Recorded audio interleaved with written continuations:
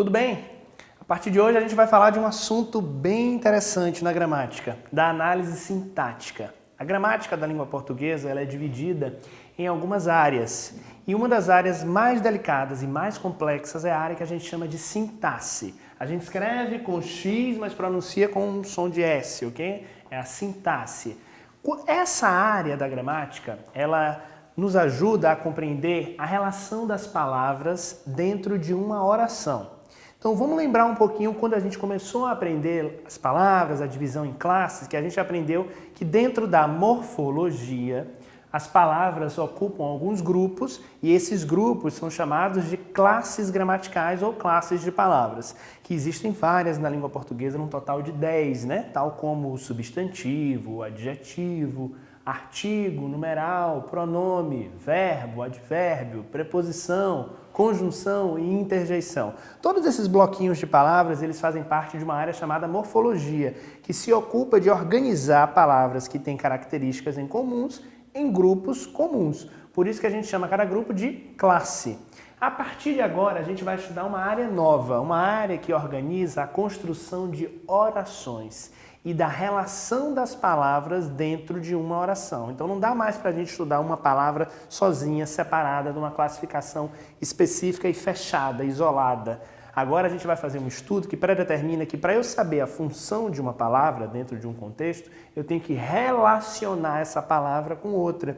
Então a gente pode também dizer que na análise sintática a gente está discutindo algumas funções sintáticas, ou seja, a função da palavra dentro daquele contexto. E essas funções são sempre relacionais, ou seja, elas se comunicam entre si, elas interligam elementos diferentes. Na língua portuguesa, a construção sintática mais comum é a que predetermina sujeito, verbo e complemento, SVC, também chamada de SVO, de sujeito, verbo, objeto. Ou seja, existe uma construção típica da língua que predetermina que eu construa uma frase, uma oração, com 3 elementos básicos. Um elemento chamado de sujeito, um elemento chamado de verbo e um elemento chamado de complemento. Nós fizemos o teste. Nós é um sujeito, é aquele que fez o elemento que pratica a ação. Fizemos é um verbo e o teste é o complemento do verbo. Essa estrutura, sujeito, verbo, complemento, é a estrutura básica da sintaxe da língua portuguesa. Ela vai se repetir em diversas construções linguísticas. Em todas? Não, mas na maior parte delas. Por isso que ela se convenciona como regra. No caso da análise sintática, existem 2 termos que a gente chama de termos essenciais, ou seja, termos que a gente não pode abrir mão numa oração, embora já a gente vai ver algumas exceções. Esses 2 termos são o sujeito e o predicado. O tema da aula de hoje é o sujeito, porque ele é tão particular, ele é tão essencial, ele é tão necessário, que ele é o primeiro elemento que a gente estuda quando começa a se debruçar na área de sintaxe. Vamos lembrar então que na construção de uma frase que tenha propriedades sintáticas, eu vou precisar de alguns elementos básicos. E o elemento mais básico de todos é o verbo. Por isso que eu digo que são termos essenciais da oração. Lembra do exemplo, nós fizemos o teste? Eu tenho um verbo aí, fizemos, essa forma verbal do verbo fazer, que indica que uma ação foi praticada. As orações dependem dos verbos. Eu preciso de um verbo para chamar essa construção de oração. A oração é um enunciado, é uma construção linguística necessária para a análise sintática. Quando alguém diz para você que está fazendo uma análise sintática, é que essa pessoa está analisando cada palavra, cada expressão de uma construção tal como uma oração, para definir qual é a função de cada uma dessas palavras. O sujeito, quando a gente fala assim, né? Sujeito, eu não estou falando de uma pessoa necessariamente não, hein?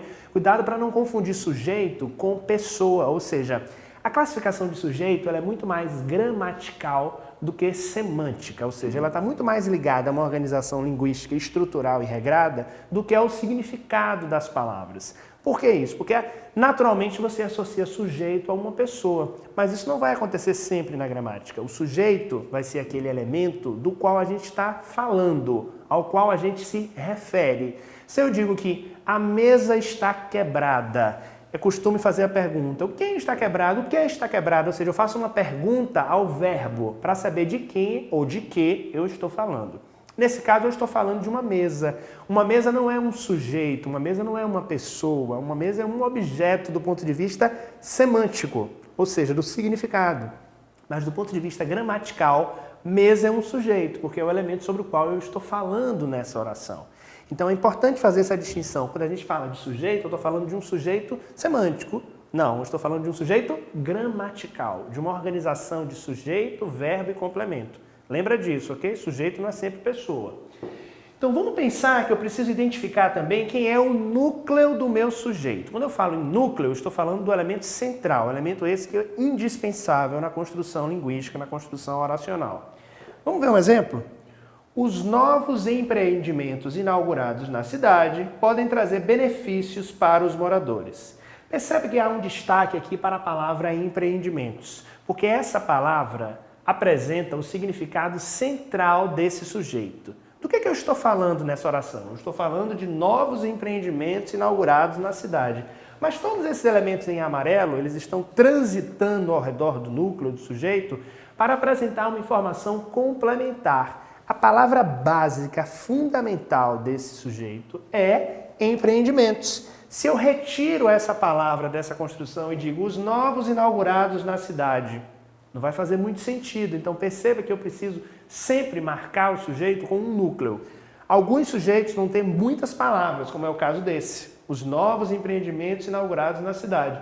Todas essas palavras, eu tenho o artigo os, eu tenho o adjetivo novos, eu tenho o adjetivo inaugurado, que está vindo numa forma nominal no particípio, eu tenho uma expressão de lugar, como na cidade. Todas essas informações que também desempenham funções sintáticas, funções gramaticais dentro dessa oração, servem apenas para complementar o núcleo. Sem o núcleo eu não consigo identificar o sujeito. Então sempre pense nisso. Quem é o núcleo do meu sujeito? Qual é a palavra principal? O que vem depois do sujeito é a informação sobre o sujeito, que é o chamado predicado, que é o tema de uma outra aula. Podem trazer benefícios para os moradores. O que pode trazer benefícios para os moradores? Os novos empreendimentos, ou seja, é do que eu estou falando nesse momento, que é o sujeito da oração. Nesse caso, os novos empreendimentos inaugurados na cidade. Às vezes a gente pode fazer algumas inversões, então também não pense que o sujeito é só quem pratica a ação. Eu posso dizer, por exemplo, que o pintor foi responsável pela pintura da casa. Nesse caso eu estou falando de um sujeito, uma pessoa. Mas eu posso dizer que a casa foi pintada por um artista. A casa não exerceu a ação de ser pintada, ela sofreu a ação. Mas nem por isso ela deixou de ser o sujeito, porque ela é o elemento sobre o qual eu estou falando, eu estou me referindo a esse sujeito. Por isso que o sujeito é muito mais gramatical do que semântico. Guarda isso. Existem diversos tipos de sujeito. E é importante que a gente faça essa distinção na hora de analisar uma construção sintática. Lembra que eu falei para você que na língua portuguesa a gente segue a estrutura sujeito, verbo, complemento? Mas às vezes eu posso fazer uma inversão nessa organização, o que não vai impedir que o sujeito e o predicado sejam os mesmos elementos. Mas por uma questão estilística, por uma questão organizacional, posso fazer algumas inversões. Isso pode acontecer. Quando não acontece, quando é fácil de identificar, a gente localiza o sujeito antes do verbo, embora ele possa vir depois. Mas na maioria das vezes nas construções ele vai vir antes, ó. Os novos empreendimentos podem, o verbo vem depois do sujeito. Mas em algumas vezes pode acontecer uma inversão, é natural. Não se assuste, pense sempre sobre o que nós estamos falando ou sobre quem nós estamos falando. Quando a gente fala em um sujeito simples, significa que há apenas um núcleo, ou seja, eu estou me referindo a um elemento em especial. Esse exemplo, aqui parece que tem muitos elementos no sujeito e tem mesmo, mas o núcleo só existe um, que é empreendimentos. Então, nesse caso, mesmo com várias palavras compondo este sujeito é um sujeito simples, porque ele tem apenas um núcleo. É o que define ser simples, é a presença de um núcleo. Aqui eu tenho um outro exemplo, ó. O prefeito assinará o decreto na próxima segunda. Quem é o sujeito dessa oração? Eu pergunto ao verbo. Quem assinará o decreto na próxima segunda? O prefeito. Nesse caso, o sujeito é uma pessoa, nesse caso, nessa oração. O prefeito é um sujeito bem curto, que tem um elemento modificador, que é o artigo o aqui que está sendo utilizado antes, e o núcleo, que é prefeito, que é a palavra principal, a informação mais relevante desse sujeito. Então, nesse caso, eu chamo de um sujeito simples, só tem um núcleo. O sujeito composto é o que apresenta mais de um núcleo, e não necessariamente mais de uma palavra, mais de um núcleo, ou seja, existem duas palavras que são importantes nesse sujeito.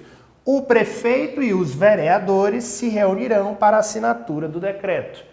Não é mais agora apenas uma informação importante, são duas. Eu não posso simplesmente descartar a presença do elemento vereadores aqui, porque isso poderia afetar o significado do meu enunciado. O prefeito e os vereadores se reunirão para a assinatura do decreto, ou seja, existem dois elementos compondo esse sujeito. Nesse caso eu chamo de um sujeito composto. Dois núcleos composto, um núcleo simples. Outros tipos de sujeitos que existem na língua portuguesa são o sujeito oculto, o indeterminado e o inexistente. Esses três geralmente geram algumas confusões, então vou ajudar você a conseguir fazer a distinção entre esses três tipos de sujeito. O sujeito oculto, embora receba este nome, ele pode ser identificado dentro da oração. Por isso que em algumas gramáticas esse sujeito é chamado de sujeito elíptico ou de sujeito desinencial. Por quê? Porque eu vou identificar quem é esse sujeito pelo elemento chamado desinência, que é a terminação de um verbo. Construções do tipo, fizemos o nosso melhor. Quem fez o nosso melhor? Nós. Dá pra gente saber que esse sujeito é nós por conta do verbo fizemos. E a terminação desse verbo indica pra gente qual é a pessoa do discurso. Nesse caso, nós. E é sempre importante você lembrar que o sujeito concorda com a pessoa do discurso ao qual ele se refere. Então, se eu estou falando de nós, o verbo tem que ir para o plural. Outra forma de identificar o sujeito oculto é com o pronome pessoal, no caso reto, eu. Gosto de comida italiana. Quem gosta de comida italiana? Eu. Dá para identificar esse eu, mesmo que ele não esteja presente, por conta da terminação do verbo gostar nessa construção, que é gosto. Então perceba, ele é chamado de sujeito oculto ou de desinencial porque ele marca a construção e a identificação desse sujeito por conta da desinência. Um outro tipo de sujeito é o sujeito indeterminado, ou seja, como o próprio nome sugere, a gente não consegue identificar esse sujeito dentro da oração. Embora exista um verbo que marque que alguém praticou a ação, que alguém sofreu a ação, nós não conseguimos identificar o sujeito. Construções do tipo, encontraram as provas do crime. Quem encontrou essas provas? Quem foram essas pessoas que encontraram? Por mais que você possa dizer que a gente pode identificar isso com eles ou elas, que são pronomes pessoais que também podem funcionar como sujeito, não sabemos quem são eles e quem são elas. Ou seja, não há uma especificidade que permita a identificação desse sujeito. Por isso que nesse caso, nessas construções com verbos na terceira pessoa do plural ou na terceira pessoa do singular, a gente não consegue identificar o sujeito e a gente chama de sujeito indeterminado. Diferente do sujeito inexistente, que também consta nas gramáticas e nos livros de português como oração sem sujeito. Ou seja, esse tipo de construção, de fato, não tem sujeito. Lembra que eu falei que o sujeito é essencial na construção sintática? E é mesmo, mas pode acontecer algumas orações, algumas sentenças, alguns enunciados sem sujeito, porque a palavra mais importante de uma oração é o verbo. Ele precisa estar presente, mas nem sempre o sujeito vai estar lá.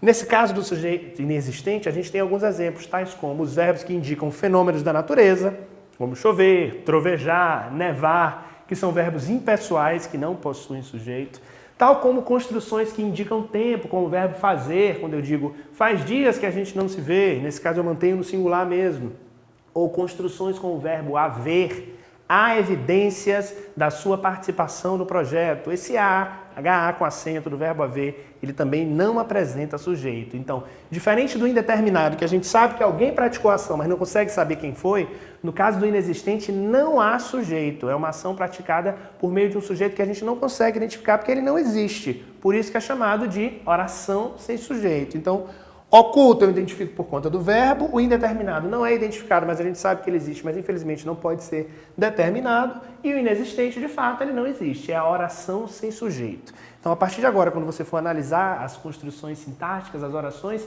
lembra de identificar a função de cada um, começando pelo sujeito e identificando qual é o verbo central dessa construção. Isso vai te ajudar muito, porque a partir de agora as palavras se relacionam e a combinação entre elas define o que a gente chama de sintaxe. O tema da aula de hoje foi esse termo essencial, sujeito, ok? Muito obrigado.